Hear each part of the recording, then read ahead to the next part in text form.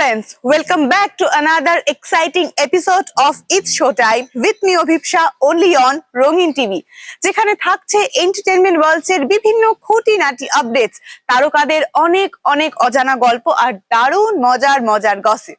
তাহলে চলুন শুরু করে দিই আজকের এই এপিসোড। আর প্রথমেই আমরা চোখ রাখবো আজকের আপডেটসে। সম্প্রতি টলিউডে নতুন চমক দিল নতুন আসন্ন বাংলা সিনেমা নেভারমাইন্ড।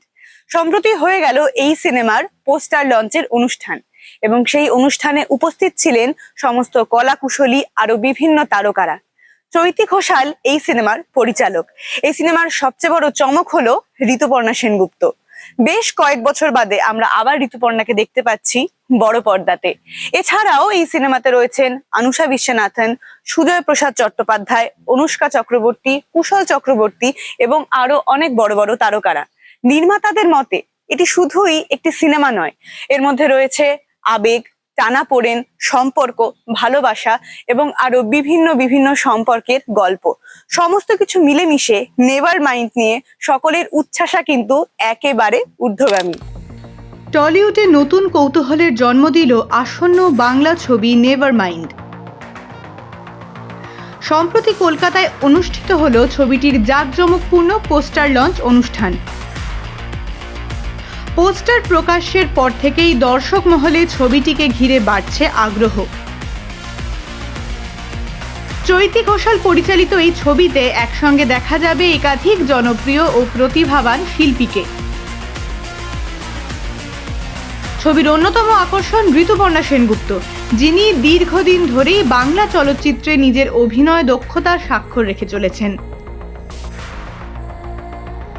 তার পাশাপাশি গুরুত্বপূর্ণ ভূমিকায় রয়েছেন অমর্ত্য রায়, শুভাশিস মুখোপাধ্যায়, আনুষা বিশ্বনাথন, সুজয় প্রসাদ চট্টোপাধ্যায়, কুশল চক্রবর্তী, শুভ্রজিৎ দত্ত, অনুষ্কা চক্রবর্তী, পাপিয়া সেন এবং আরও অনেকে। পোস্টারেই ধরা পড়েছে ছবির রহস্যময় ও আবেগ ঘন আবহ, যা দর্শকদের মধ্যে নানা প্রশ্নের জন্ম দিয়েছে। নির্মাতাদের দাবি, নেভারমাইন্ড শুধু একটি গল্প নয়, বরং সম্পর্ক, মানসিক টানাপোড়েন এবং জীবনের অপ্রত্যাশিত মোড়কে ঘিরে তৈরি এক বিশেষ সিনেম্যাটিক অভিজ্ঞতা।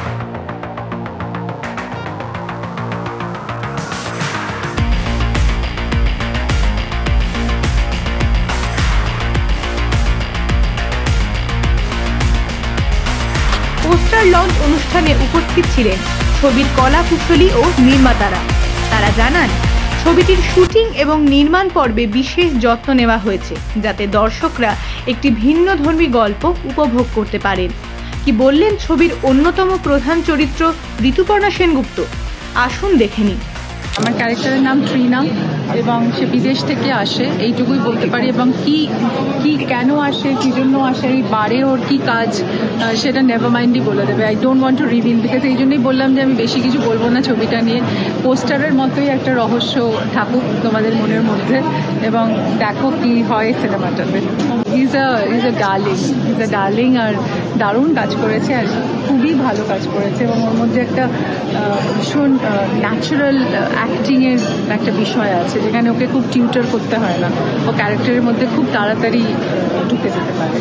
এই তো বলছি, ভাইবসটা আমি এখন বলতে চাই না কি, বিকজ যতটা পোস্টারে দেখে বোঝা যাচ্ছে সেটাই থাকুক মনে। এবং আমার মনে হয় সিনেমাটা দেখার পরে তোমরা রিয়েলাইজ করবে যে কি ইন্টারেস্টিং লেভেলে সিনেমাটা বানানো হয়েছে। তবে হ্যাঁ, আমার মনে হয় সিনেমাটা একটা অন্য রকম একটা উত্তেজনা থাকবে এই সিনেমাটা দেখার, একদম অন্য, মানে যেরকম ঠিক রান অফ দ্য মিল ছবি তৈরি হয় ঠিক ওরকম। It's different. Rupam has cantered, এত অপূর্ব করেছে। রূপমকে অনেক ধন্যবাদ যে এত অপূর্ব সুর সৃষ্টি করার জন্য এই ছবি। এবং রূপসাকে, অবভিয়াসলি রূপমের ওয়াইফকে, শি ওয়াজ অলসো কনস্ট্যান্টলি এই পুরো টিমটার সাথে। অ্যান্ড দারুণ থ্যাংক ইউ। বাকি কলাকুশলীরাই বা এই ছবি নিয়ে কি বললেন, চলুন দেখে নিই। তাই তো, এটা হচ্ছে তো, তাহলে হাফ দ্য ব্যাটল আমার মনে হয় আমরা একটু কিছু হলেও অ্যাচিভ করেছি। বাট কি এক্স্যাক্টলি সেটা তো জানতে গেলে ওই যে ওখানে উপরে পোস্টারের কোনায় 3 জুলাই লেখা আছে, ওটা মাথায় রেখে সিনেমা হলে আসতে হবে সবাইকে। And that is the request to all the audiences. এই ছবিটা অন্য একটা কিছু হতে চলেছে, so please come to the theatre. এটা নতুন মডার্ন বাংলা ছবি। দেখো, আমার দুটো অ্যাপ্রোচ আছে। একটা হচ্ছে as a part of the cast, আর একটা অ্যাপ্রোচ হচ্ছে অ্যাজ অ্যান অডিয়েন্স, কারণ আমি কমপ্লিটেড সিনেমাটা দেখিনি, so I am very very excited to watch it. আজকে আমার সামনে আর তোমাদের মতো আমিও প্রথমবার পোস্টারটা দেখলাম, তো আমার একটা মানে দু রকমের মজা। একটা তো I know the story and I know কি হওয়ার মানে কনসেপ্টটা কি, এবার সেটা কিভাবে ফাইনালি ডাবিং ছাড়া আমি আর কিছুই দেখিনি, বেসিক্যালি গানগুলোও শুনিনি। So I am like you guys, আমি অডিয়েন্সের মতো আই এম গেটিং এক্সাইটেড, মানে প্রত্যেকটা ধাপে ধাপে আমি জানতে পারছি নতুন information. So I am very excited to watch the film, and আমি আশা করছি আমার এই উত্তেজনাটা উইল বি ইনফেকশাস এনাফ যে আপনারাও সবাই 3rd জুলাই হলে গিয়ে দেখবে ছবি। দ্য বেস্ট, মানে কি বলবো আর, মানে আমাকে মানে কোথার থেকে শুনেছে আমি জানিও না, মানে she has a little spice, okay, so she has found out যে আমি টেলর সুইফটের খুব বড় ফ্যান। তারপরে হঠাৎ করে দেখছি পরের দিন অ্যাকচুয়াল টেলর সুইফট এরাস ট্যুরের মার্চেন্ডাইজ নিয়ে এসছে আমার জন্য। Yeah, she went to a concert. I know she went with সিঙ্গাপুরে ওনার মেয়ের সাথে গিয়েছিল, so she ব্রট the merchandise for me. মানে আমি ভাবতে আমি অলমোস্ট কেঁদে ফেলেছিলাম। শি ইজ সো কেয়ারিং, সব ডিটেলগুলো মনে রাখে, সারাক্ষণ মানে জিজ্ঞেস করছে কিছু খেয়েছিস, মানে it was very comfortable, it was very, and of course মানে চৈতি মাসির সাথে কাজ করা also, I mean to be part of her first directorial venture, that's pretty special to me as well, because এত কাজ করেছে with my parents, so it's a familiar affair pretty much.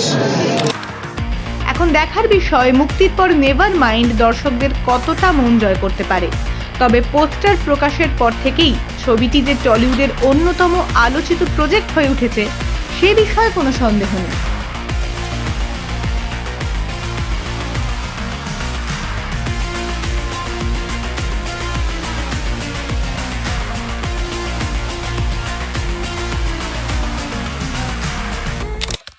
সম্প্রতি মুক্তি পেতে চলেছে ইন্দ্রদীপ দাশগুপ্তর নতুন সিনেমা অভিমান।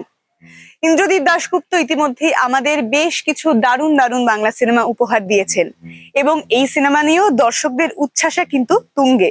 এই সিনেমাতে দেখা যেতে চলেছে প্রসেনজিৎ চট্টোপাধ্যায়, যিশু সেনগুপ্ত, শুভশ্রী গঙ্গোপাধ্যায়দের মতো বড় তারকাদের। তবে বর্তমানে আরো বেশি আগ্রহ দেখা গিয়েছে এই সিনেমার নতুন গান আদর নিয়ে। প্রথমবারের জন্য এই গানটিতে সুরকার হিসেবে দেখা যেতে চলেছে সৃজিত মুখোপাধ্যায়কে। হ্যাঁ, সৃজিত মুখার্জির সিনেমা নিয়ে বলার কিছুই বাকি রাখে না। বাংলা ইন্ডাস্ট্রির কাছে অনেক ভালো ভালো সিনেমা তিনি আমাদের উপহার দিয়েছেন, তবে এই প্রথমবার গীতিকারের পাশাপাশি সুরকার হিসেবেও আত্মপ্রকাশ করতে চলেছেন সৃজিত মুখোপাধ্যায়। 22শে শ্রাবণ, হেমলক সোসাইটি, চতুষ্কোণ, সত্যি বলে সত্যি কিছু নেই, সৃজিত মুখার্জির থেকে পাওয়া উপহারের ঝুলি বাংলা ইন্ডাস্ট্রিতে শুরু করলে গুণে শেষ করা যাবে না। তবে এবার সিনেমার পাশাপাশি আমরা তাকে দেখতে পাচ্ছি সুরকার হিসেবে। বহু গানে তিনি গীতিকার হিসেবে কাজ করে থাকলেও এই প্রথমবার সুরকার হিসেবে আত্মপ্রকাশ করতে চলেছেন সৃজিত মুখোপাধ্যায়। শোনা যাচ্ছে এই গানটি গেয়েছেন সুতীর্থ চক্রবর্তী। এই গানের সুর নিয়ে ইতিমধ্যেই দর্শকদের মনে উচ্চাসা তৈরি করেছে। এখন দেখার আদরের সাফল্য অভিমানের সাফল্যকেও ছাপিয়ে যেতে পারছে কিনা। মুক্তির অপেক্ষায় থাকা ইন্দ্রদীপ দাশগুপ্ত পরিচালিত বাংলা ছবি অভিমানকে ঘিরে বাড়ছে দর্শকদের উন্মাদনা। ছবিতে মুখ্য ভূমিকায় অভিনয় করেছেন প্রসেনজিৎ চট্টোপাধ্যায়, যিশু সেনগুপ্ত এবং শুভশ্রী গঙ্গোপাধ্যায়। তবে ছবির গল্পের পাশাপাশি বর্তমানে আলোচনার কেন্দ্রে রয়েছে এর নতুন গান আদর। সম্প্রতি মুক্তি পাওয়া এই গানটি ইতিমধ্যেই সোশ্যাল মিডিয়া এবং বিভিন্ন মিউজিক প্ল্যাটফর্মে ব্যাপক জনপ্রিয়তা অর্জন করেছে। গানটিতে কণ্ঠ দিয়েছেন সুতীর্থ চক্রবর্তী। বিশেষ চমক হলো এই গানের সুরকার হিসেবে আত্মপ্রকাশ করেছেন খ্যাতনামা পরিচালক সৃজিত মুখার্জি। এর আগে বহু পরিচালকের ছবিতে গীতিকার হিসেবে কাজ করলেও এবার সুরকারের ভূমিকায় দেখা গেল সৃজিতকে। তার সুর এবং গানের আবেগঘন পরিবেশন দর্শক শ্রোতাদের মন জয় করেছে। আদরের সাফল্য অভিমান ছবির প্রতি দর্শকদের আগ্রহ আরো বাড়িয়ে দিয়েছে। এখন বড় পর্দায় মুক্তির অপেক্ষায় এই তারকাখচিত ছবি। টলিউড থেকে এবার সোজা চলে যাব বলিউডে। দশক পুরনো কৃষ্ণসার হরিণের মামলা ঘিরে ফের বিতর্ক। সম্প্রতি মুক্তির আগেই আইনি জটিলতায় জড়িয়ে পড়ল নতুন আসন্ন সিনেমা কালা Hiran, the battle for legacy. এবং এই জটিলতার কেন্দ্রবিন্দুতে রয়েছেন বলিউডের অন্যতম সুপারস্টার সালমান খান। সম্প্রতি এই সিনেমার পোস্টার লঞ্চ হয়ে গেছে এবং নির্মাতাদের পক্ষ থেকে শোনা যাচ্ছিল 20শে জুন আসতে চলেছে এই সিনেমার টিজার। কিন্তু তার আগেই সালমান খানের আইনজীবীর পক্ষ থেকে এলো নোটিশ। পরিষ্কারভাবে জানানো হয়েছে যে বর্তমানে এই সিনেমার রিলিজ ডেট স্থগিত রাখতে হবে এবং আরো জানানো হয় যে সালমান খানের ব্যক্তিগত যেসব ইনফরমেশন নিয়ে এই সিনেমা তৈরি করা হয়েছে তা অভিনেতার পক্ষ থেকে কোনোভাবেই সাপোর্ট ছিল না। ফলত আইনি জটিলতায় জড়িয়ে পড়েছে গোটা টিম। নির্মাতা থেকে শুরু করে কলাকুশলী সবাই চিন্তায় রয়েছেন যে বর্তমানে এই সিনেমার ভবিষ্যৎ কি হতে চলেছে। 2 দশকেরও বেশি সময় আগে রাজস্থানের কৃষ্ণসার হরিণ হত্যা মামলা ঘিরে যে বিতর্ক তৈরি হয়েছিল, সেই ঘটনাকেই নাকি অনুপ্রেরণা করে তৈরি হয়েছে এই ছবি। আর সেই কারণেই এবার ছবির পরিচালক ভরত শ্রীনাথ ও প্রযোজক অমিত জানির বিরুদ্ধে আইনি পদক্ষেপের পথে হাঁটলেন সালমান খানের আইনজীবীরা। সম্প্রতি প্রকাশ্যে আসে কালা হিরণের পোস্টার প্রকাশের সময় নির্মাতারা জানান আগামী 20শে জুন মুক্তি পাবে এই ছবির টিজার। কিন্তু টিজার প্রকাশে আসার আগেই শুরু হয়েছে নতুন বিতর্ক। সূত্রের খবর, সালমান খানের আইনজীবীর পক্ষ থেকে পাঠানো আইনি নোটিশে ছবির মুক্তি স্থগিত রাখার দাবি জানানো হয়েছে। শুধু তাই নয়, সিনেমা সংক্রান্ত সমস্ত প্রচারমূলক কন্টেন্ট সামাজিক মাধ্যম থেকে সরিয়ে নেওয়ার নির্দেশও দেওয়া হয়েছে বলে জানা যাচ্ছে। নোটিশে আরও দাবি করা হয়েছে 24 ঘন্টার মধ্যে নিঃশর্ত লিখিত ক্ষমা প্রার্থনা না করা হলে নির্মাতাদের বিরুদ্ধে দেওয়ানি ও ফৌজদারি মামলা দায়ের করা হতে পারে। তবে এই আইনি নোটিশকে একেবারেই ভয় পাননি ছবির প্রযোজক অমিত জানি, বরং সোশ্যাল মিডিয়ায় নোটিশের কপি শেয়ার করে পাল্টা বিস্ফোরক মন্তব্য করেন তিনি। অমিতের কথায়, এই ধরনের নোটিশের উদ্দেশ্য মানুষকে ভয় দেখানো, যাতে তারা একজন তারকার প্রভাবের সামনে মাথা নত করে। অমিত জানির এই প্রতিক্রিয়া প্রকাশ্যে আসতেই বিতর্ক আরও তীব্র হয়েছে। সোশ্যাল মিডিয়াতেও শুরু হয়েছে তুমুল আলোচনা। কেউ নির্মাতাদের সমর্থন করছেন, আবার কেউ বলছেন বিচারাধীন একটি মামলাকে কেন্দ্র করে সিনেমা তৈরি করা অত্যন্ত সংবেদনশীল বিষয়। প্রযোজকের শেয়ার করা নথি অনুযায়ী গত 24শে এপ্রিল কাস্টিং ডিরেক্টর অক্ষয় পান্ডের উদ্দেশ্যে পাঠানো হয়েছিল এই আইনি নোটিশ। সেখানে অভিযোগ করা হয়েছে ছবির জন্য অভিনেতাদের সঙ্গে যোগাযোগ করার সময় বলা হচ্ছিল যে গল্পটি সালমান খানের কৃষ্ণসার হরিণ হত্যার মামলার দ্বারাই অনুপ্রাণিত। আইনি নোটিশে স্পষ্টভাবে উল্লেখ করা হয়েছে যে সালমান খান তার নাম, ব্যক্তিত্ব, পরিচিতি কিংবা তার জীবনের কোনো ঘটনার ব্যবহার করার জন্য কোনো অনুমতিই দেননি। অন্যদিকে নির্মাতাদের বিরুদ্ধে আরও একটি গুরুতর অভিযোগ আনা হয়েছে। নোটিশে বলা হয়েছে সালমান খানের জনপ্রিয়তা ও বিতর্কিত মামলার প্রচার মূল্য ব্যবহার করে বাণিজ্যিক সুবিধা নেওয়ার চেষ্টা করা হচ্ছে। সত্যি কি টাকার জন্যই সুস্মিতা সেন সম্পর্কে জড়িয়েছিলেন ললিত মোদির সঙ্গে? 4 বছর বাদে সেই বিতর্ক নিয়ে মুখ খুললেন স্বয়ং প্রাক্তন আইপিএল কর্তা নিজেই। এক সময় তাদের প্রেম ছিল জনগণদের কাছে একটা হট টপিক।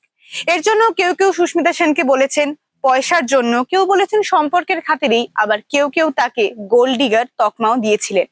তবে এবার সব জল্পনার অবসান ঘটালেন ললিত মোদি নিজেই। সম্প্রতি তিনি কিছু অন্তরঙ্গ ছবি পোস্ট করেন সোশ্যাল মিডিয়াতে। তারপরেই সেই ছবি নিয়ে তৈরি হয়ে ওঠে উত্তেজনা এবং মুহূর্তেই হয়ে যায় সেই সমস্ত ছবি ভাইরাল। এবং এরপরে সমস্ত জল্পনার অবসান ঘটিয়ে তিনি নিজেই জানান এই ছবির পেছনের আসল কাহিনী। তিনি জানান বিচ্ছেদের পরেও তার সঙ্গে ভালো সম্পর্কই থেকে গেছে বরাবরই সুস্মিতা সেনের। তবে একদিন ঘুরতে যাওয়ার সময় হঠাৎ মজা করে বিমানবন্দরে এই সমস্ত ছবি নাকি তোলা হয়।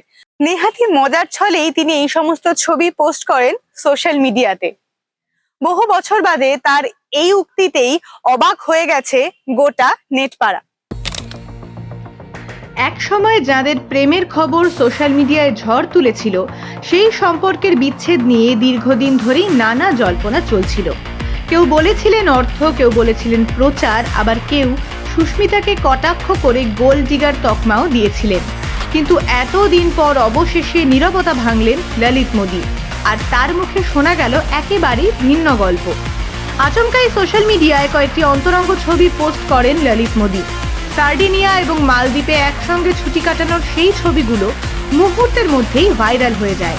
সেই পোস্টের পর থেকেই শুরু হয় জোর চর্চা। প্রাক্তন বিশ্বসুন্দরী সুস্মিতা সেন এবং আইপিএল এর প্রতিষ্ঠাতা ললিত মোদীর প্রেম নিয়ে সরগরম হয়ে ওঠে নেট দুনিয়া। কিন্তু সম্পর্ক যতটা দ্রুত শিরোনামে এসেছিল ততটাই দ্রুত তা হারিয়েও যায়। এরপর থেকেই প্রশ্ন উঠতে শুরু করে, কেন ভাঙলো এই সম্পর্ক? ললিত বর্তমানে লন্ডনে থাকেন, অন্যদিকে সুস্মিতা সেনের জীবন, পরিবার এবং কাজের জগৎ সম্পূর্ণভাবেই ভারতে। দুজনের জীবনযাত্রা এবং অবস্থান এতটাই আলাদা ছিল যে সময়ের সঙ্গে সঙ্গে তাদের পথও আলাদা হয়ে যায়। তবে বিচ্ছেদ হলেও আজও সুস্মিতা তার জীবনের অন্যতম গুরুত্বপূর্ণ মানুষ বলেই জানিয়েছেন ললিত। তবে সবচেয়ে মজার অংশটা আসে ভাইরাল হওয়া সেই ছবিগুলো নিয়ে। সাক্ষাৎকারে ললিত জানিয়েছেন, ছবিগুলো পোস্ট করার পেছনেও রয়েছে এক মজার গল্প। সার্ডিনিয়া সফর শেষ করে সুস্মিতা যখন তার মায়ের সঙ্গে দেখা করতে লন্ডনে ফিরছিলেন, তখন বিমানে বসেই নাকি ছবিগুলো পোস্ট করেছিলেন ললিত। তাদের মধ্যে তখন মজার খুনসুটি চলছিল। সেই সময় রসিকতা করেই ললিত বলেছিলেন তিনি ছবি পোস্ট করে দেবেন। সুস্মিতা বিষয়টি হেসে উড়িয়ে দিয়েছিলেন, এমনকি পরে ছবিগুলো মুছে ফেলার জন্য কোনো অনুরোধ করেননি। সম্প্রতি অনুষ্ঠিত হয়ে গেল বলিউডের আপকামিং সিনেমা ককটেল 2 এর ট্রেলার লঞ্চের অনুষ্ঠান। এই অনুষ্ঠানে উপস্থিত ছিলেন শাহিদ কাপুর, রশ্মিকা মান্দানা, কৃতি সেনন ও সিনেমার আরো বাকি কলাকুশলীরা। তবে অনুষ্ঠানের অন্যতম বড় চমক ছিল গায়ক রাঘব চৈতন্য। তিনি এই অনুষ্ঠানে পরিবেশন করেন তার ফেমাস সং মাশুকা। তাতেই জমে ওঠে গোটা অনুষ্ঠান। ককটেল 2 নিয়ে দর্শকদের মধ্যে উত্তেজনা কিন্তু প্রথম থেকেই রয়েছে।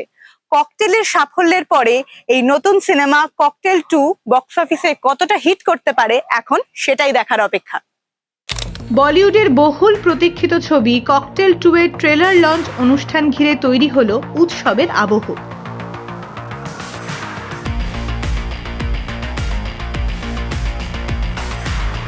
অনুষ্ঠানে উপস্থিত ছিলেন ছবির প্রধান তারকারা শাহিদ কাপুর, কৃতি সেনন এবং রশ্মিকা মান্দানা। তাদের উপস্থিতিতে জমে ওঠে গোটা অনুষ্ঠান, আর ভক্তদের উচ্ছ্বাস ছিল চোখে পড়ার মতো।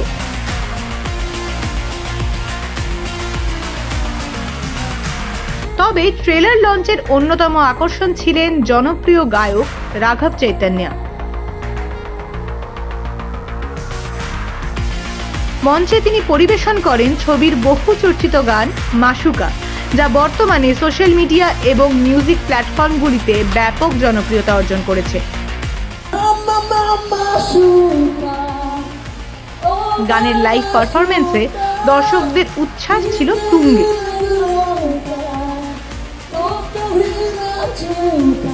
অনেককেই তার সঙ্গে গলা মিলিয়ে গান গাইতেও দেখা যায়।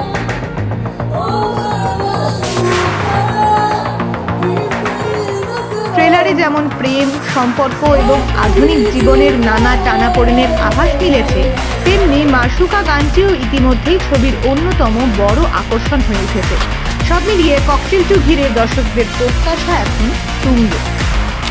Thank you for staying with us. খুব শিগগিরই ফিরে আসবো আরো একটা দারুণ নতুন আর ঝকঝকে এপিসোড নিয়ে রঙিন টিভির পর্দায় ইটস শো টাইমে। আমি অভিপ্সা।